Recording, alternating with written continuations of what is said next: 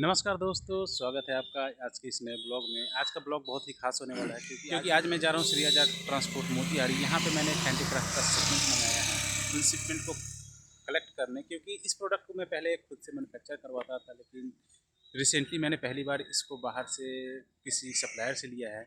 और मैंने इसलिए लिया है क्योंकि इस प्रोडक्ट को मेरा मैन्युफैक्चरिंग कॉस्ट लगभग 310 रुपये के आसपास पड़ रहा था और मुझे सप्लायर से लेने में 205 रुपये पड़ रहा है। यानी कि अगर देखा जाए तो लगभग 40% के आसपास जो मेरा कॉस्ट है इस पर कम हो गया है। तो आइए इस वीडियो को शुरू करते हैं और चलते हैं श्रीयाजा ट्रांसपोर्ट मोतिहारी।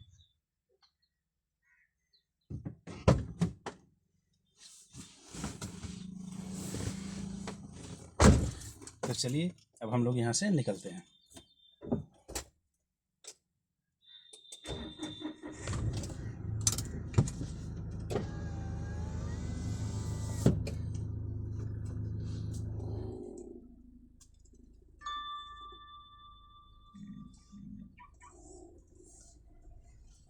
तो दोस्तों, अब आपके मन में आ रहा हो कि कुंदन भाई अब तो खुद एक मैन्युफैक्चरर हो, फिर आप बाहर से प्रोडक्ट को क्यों शिप किया है।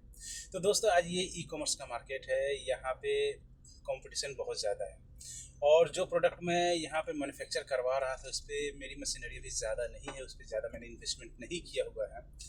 इसलिए जो मेरा प्रोडक्ट का कॉस्ट लग जा रहा था, मैन्युफैक्चरिंग कॉस्ट, वो बहुत ज़्यादा लग रहा था।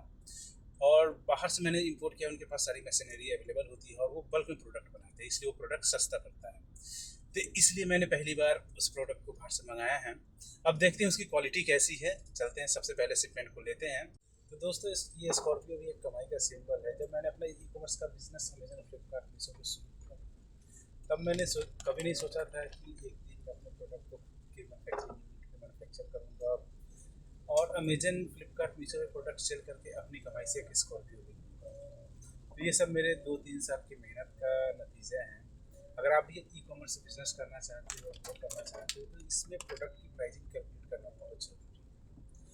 आप प्रोडक्ट की प्राइसिंग कैसे कैलकुलेट करते हो, उस पर सारी चीज़ें डिपेंड करती हैं।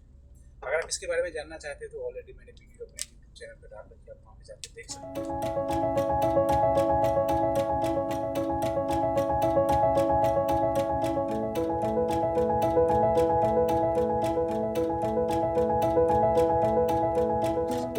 तो दोस्तों, फाइनली हम लोग ट्रांसपोर्ट के ऑफिस पहुंच गए हैं। अगर आप किसी सप्लायर से कोई प्रोडक्ट मंगाते हो तो आपको जैसे स्क्रीन पे दिख रहा है इस हिसाब से एक जो भी होगा मेमो मिलेगा, आपको यहाँ पे ट्रांसपोर्ट ऑफिस में देना पड़ेगा। और जो भी ट्रांसपोर्ट का चार्ज है वो पेमेंट करोगे आप, और जो भी ट्रांसपोर्ट का चार्ज होगा आप उसको पेमेंट करोगे। उसके बाद आपको उसका गेट पास मिल जाएगा। तो चलते हैं, हम पहले गेट पास लेके आते हैं इसको।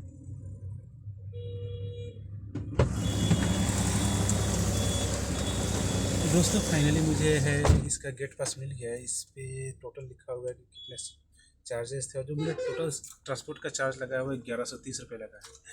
क्योंकि जो मेरे प्रोडक्ट का वेट था 1.4 क्विंटल था, क्योंकि ये हैंडीक्राफ्ट प्रोडक्ट है तो इसका जो प्रोडक्ट का यूनिट है मैंने ज़्यादा इंपोर्ट किए थे, तो इसका जो वेट है वो ज़्यादा हो गया था। इस हिसाब से जो मेरा रेट चार्ज लगा, इसमें बहुत सारी चीज़ें हैं। जैसे इस पर इन्होंने ये भी मेंशन किया है कि जो कार्टून है वो 2 है, जो गेट पास का चार्ज लगा है वो 40 रुपये लगा, और उसमें जो गाड़ी में लोड करेंगे वो उसका चार्ज उन्होंने 50 रुपीज़ के आसपास किया। तो चलिए गाड़ी में प्रोडक्ट को लोड करते हैं।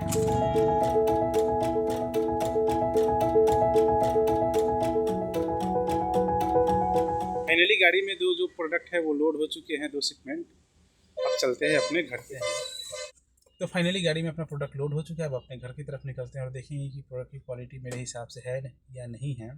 क्योंकि जिस प्रोडक्ट को आप खुद से मैन्युफैक्चर करते हो उसकी क्वालिटी आपके हाथ में रहती है, और बाहर से अगर प्रोडक्ट को लेते हो तो उसकी क्वालिटी का पता नहीं होता है वो प्रोडक्ट की क्वालिटी आपके हिसाब से निकलेगी या नहीं निकलेगी। तो सबसे बड़ा प्रॉब्लम ये सप्लायर में होता है, क्योंकि वो आपको प्रोडक्ट आपके हिसाब से बना के दे भी सकते हैं, नहीं भी दे सकते हैं। तो आज के ब्लॉग को दोस्तों हम यहीं ख़त्म करते हैं। अगले ब्लॉग और अगले ब्लॉग में आपको दिखाऊंगा कि प्रोडक्ट की क्वालिटी कैसी है, आपको प्रोडक्ट बाहर से लेना चाहिए नहीं लेना चाहिए। क्योंकि किसी प्रोडक्ट को अगर आप अपने पास बनवाते हो तो उसकी पूरी क्वालिटी आपके हाथ में रहती है। आप अपनी प्रोडक्ट की क्वालिटी को बेस्ट से बेस्ट रखना चाहोगे।